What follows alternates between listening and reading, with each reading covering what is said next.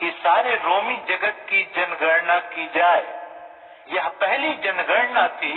यह उन दिनों हुई थी जब सीरिया का राज्यपाल क्विरिनियुस था। सो गणना के लिए हर कोई अपने अपने नगर गया। यूसुफ भी, क्योंकि वह दाऊद के परिवार एवं वंश से था, इसलिए वह भी गलील के नासरत नगर से यहूदिया में दाऊद के नगर बैतलहम को गया। वह वहाँ अपनी मंगेतर मरियम के साथ, जो गर्भवती भी थी, अपना नाम लिखवाने गया था। ऐसा हुआ कि अभी जब वे वहीं थे, मरियम का बच्चा जनने का समय आ गया और उसने अपने पहले पुत्र को जन्म दिया, क्योंकि वहाँ सराय के भीतर उन लोगों के लिए कोई स्थान नहीं मिल पाया था। इसलिए उसने उसे कपड़ों में लपेटकर चरनी में लिटा दिया। तभी वहाँ उस क्षेत्र में बाहर खेतों में कुछ गड़ेड़िए थे, जो रात के समय अपनी रेवड़ों की रखवाली कर रहे थे। उसी समय प्रभु का एक स्वर्गदूत उनके सामने प्रकट हुआ और उनके चारों ओर प्रभु का तेज प्रकाशित हो उठा। वे सहम गए। तब स्वर्गदूत ने उनसे कहा, डरो मत, मैं तुम्हारे लिए अच्छा समाचार लाया हूँ, जिससे सभी लोगों को महान आनंद होगा। क्योंकि आज दाऊद के नगर में तुम्हारे उद्धारकर्ता प्रभु मसीह का जन्म हुआ है। तुम्हें उसे पहचानने का चिन्ह होगा कि तुम एक बालक को कपड़ों में लिटा चरनी में लेटा पाओगे। उसी समय अचानक उस स्वर्गदूत के साथ बहुत से और स्वर्गदूत वहाँ उपस्थित हुए। वे यह कहते हुए प्रभु की स्तुति कर रहे थे, स्वर्ग में परमेश्वर की जय हो और धरती पर उन लोगों को शांति मिले जिनसे वह प्रसन्न है। और जब स्वर्गदूत उन्हें छोड़कर स्वर्ग लौट गए, तो वे गड़रिए आपस में कहने लगे, आओ हम बैतलहम चले और जो घटना घटी है और जिसे प्रभु ने हमें बताया है उसे देखें। सो वे शीघ्र ही चल दिए और वहाँ जाकर उन्होंने मरियम और यूसुफ को पाया और देखा कि बालक चरनी में लेटा हुआ है। गड़रियों ने जब उसे देखा तो इस बालक के विषय में जो संदेश उन्हें दिया गया था, उसे उन्होंने सबको बता दिया।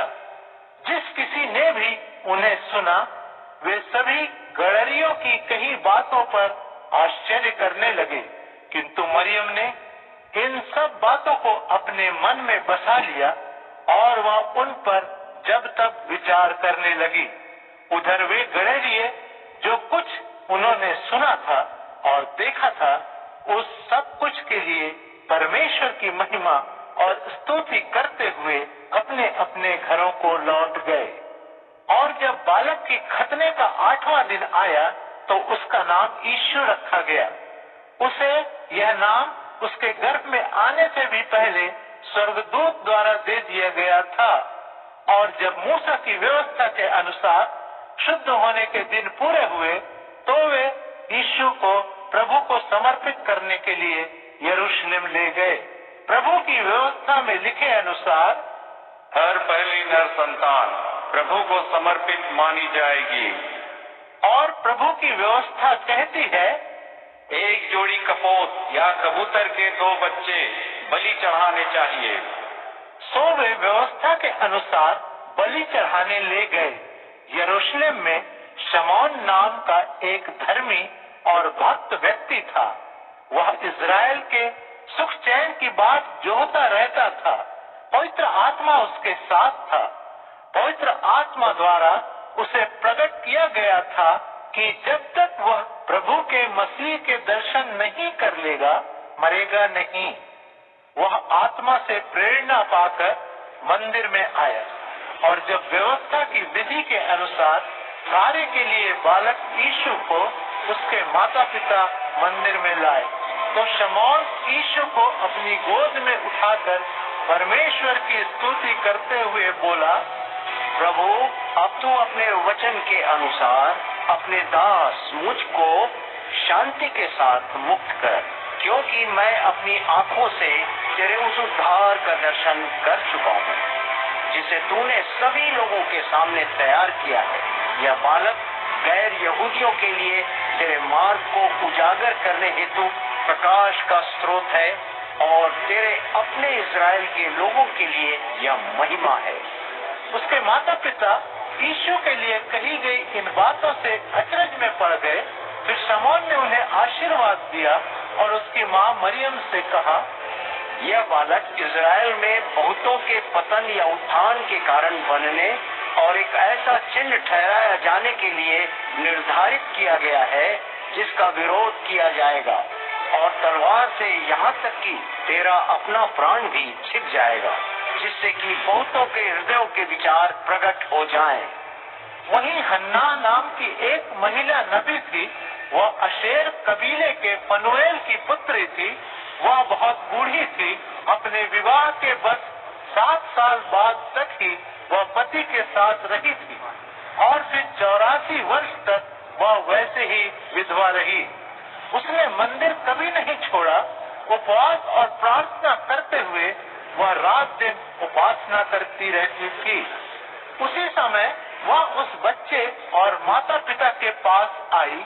उसने परमेश्वर को धन्यवाद दिया और जो लोग यरूशलेम के छुटकारे की बाट जो रहे थे उन सबको उस बालक के बारे में बताया। प्रभु की व्यवस्था के अनुसार सारा अपेक्षित विधि विधान पूरा करके वे गलील में अपने नगर नासरत लौट आए।